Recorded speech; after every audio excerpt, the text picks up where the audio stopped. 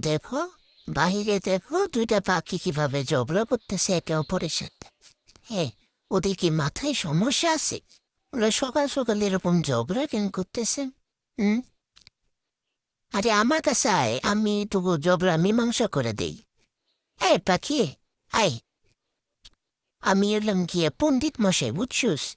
আরে, মোবাইল ছিল, চোখের মধ্যে ঢুকাই দিতেছে। ওদের মধ্যে ঢুকাই দাও।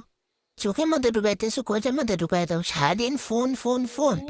আমরা খালি সারাদিন ফোন নিয়ে পড়ে থাকে, কোনো কাজ নেই, বুঝছো তোমরা? এই জন্য এদের মস্তিষ্ক একটু আসতে চলে। হুম, আমি তো খালি ঘুমাই বেশি, এই জন্য আমার মস্তিষ্ক একটু জুড়ে চলে।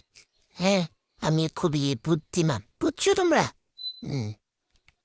উফ, একটু ঘুমাই, তাহলে মস্তিষ্ক আরো তাজা হবে।